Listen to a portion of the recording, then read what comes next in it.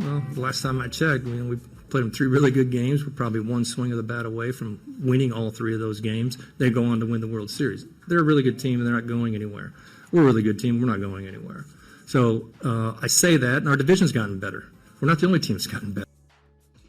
That is Mariners manager Scott Service. The last time we saw him, he was busy once again trying to start a fight in the middle of an Astros-Mariners game because the Mariners have a second baseman who loves to abuse the pitch clock, Jose Caballeros. It's better than, I suppose, Rangers abusing their teammates, but okay, look, we different strokes, literally, for different folks. So that was Scott Service this offseason, and to Service's credit, the Mariners played, I think, the Astros truly throughout that whole series better than any of the teams that they went up against. All of those games were close. And I guess you could make the argument that the Philadelphia Phillies played them just as tough. The Yankees obviously were the odd ones out. But it was a close series, and I was curious about them going into this season, especially given the fact that I used to cover them not so long ago. But I don't know. They're just weird this year. Before I tell you how weird they've been, it's time for another episode of Mariners Watch. Mariners Watch. They had a few things go their way today. We did not. It'll probably flip when we go to Seattle. I do know how hard it is to win on the road, and it'll be very hard for them to win in Seattle. 2023. 3-2 pitch.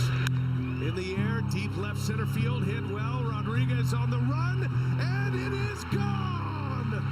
Oh, Jeremy Pena sends one to the seats, and the Astros lead 1-0 in the 18th inning. July 6th. Wait, there's a baseball season going on? Wait, there is? We've been so busy getting ready for the All-Star game by sweeping homeless encampments and pretending we don't have a massive homeless problem, featuring fentanyl addicts living in school playgrounds. We forgot. 42 and 43. Damn. We're 8 games out in the AL West. Yeah, whatever. Remember when we were 12 and a half games out? On August 20th, 1995? Yeah, now that's one of the banners in our ballpark. I think we have 3 now. 4? I don't know. Hey, we made the playoffs last year. The real playoffs. It wasn't a participation trophy. Shut up! That is Mariners Watch 2023. I really want to know what happened to them this year because they're 42 and 43. If we're going to go by Fangraphs, this is the new Fangraph friendly sports talk radio show of Houston. That's our new title. We moved on from the most interactive sports talk show in town. The most Fangraphs. The most Fangraphy show. So they're 25th in batting average. They're 24th in OPS. They have the 3rd most strikeouts in all of baseball. Their leading hitter is hitting .267. Julio Rodriguez, the reigning rookie of the year, his OPS is .730. Jared Kelenic, who is their other super prospect who looked really good the first 2 months of the year, has just 1 home run since May 22nd. But all of that said, the Mariners have scored the most runs per game in the American League the last 22. And yet here they are. I mean, they're still, if I'm not mistaken, they're still a little bit back of the Los Angeles Angels of Anaheim in 4th place at 42 and 43. I imagine they will overtake LA fairly soon with Mike Trout going to be out for 4 to 8 weeks or so. 8th in team ERA. They have the 2nd most quality starts in the majors. They have a 2.78 team ERA since June 12th, which also leads the majors. It doesn't really add up. Like, they should be better. So I'm trying to figure them out. I am definitely not into them. That was a last year bit. They got fat. I'm just not into them anymore. You got to stay in shape if you want to keep my interest. I'm shallow. Okay? These are the things that you got to know. Let's read some comments here. Twitch.tv/ESPN 97.5. Junior Broncos says, I hate that Dusty has to invite Scott Service to be a guest manager in the All-Star game because it's the host city. Do you think Scott Service could get under Dusty Baker's skin to the point that Dusty Baker would fight him? Because again, Dusty Baker, one of the most affable people in baseball. Literally everyone loves him. this would make the All-Star game worth watching. I mean, I'm sorry. Framber Valdez maybe being in it. Kyle Tucker being in it where he really hasn't played well enough to get in it.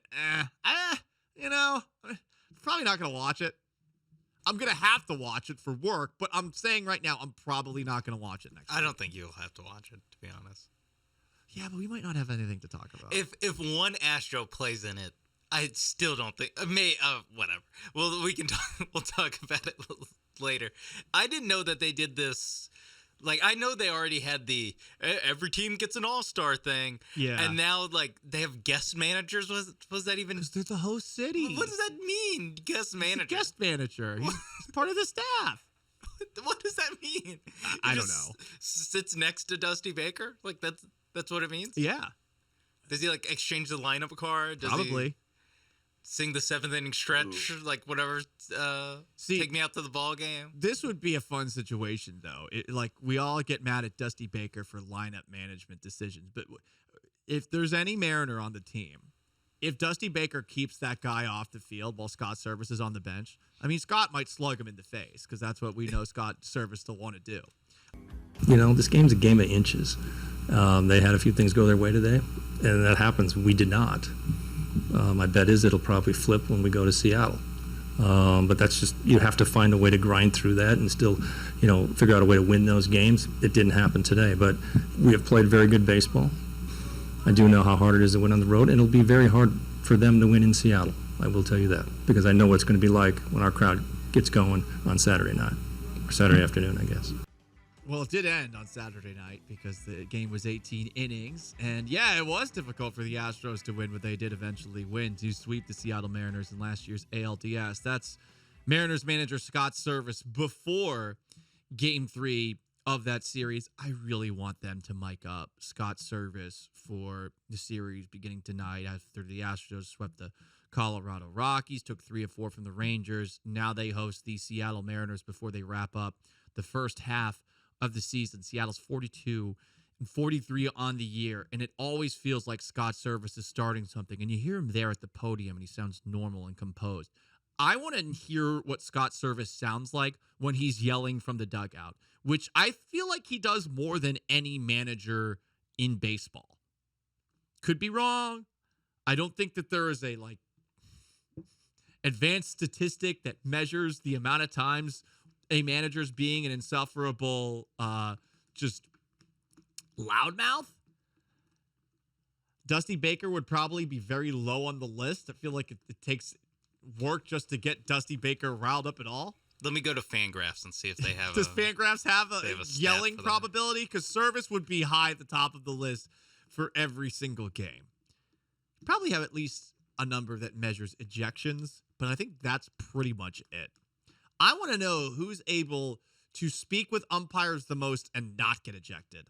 That's the guy I want to hear Who about. leaves the dugout the most but gets ejected the least? Yes. Yeah. That's what I want to figure out. Like, who's the most politically savvy manager in all of baseball?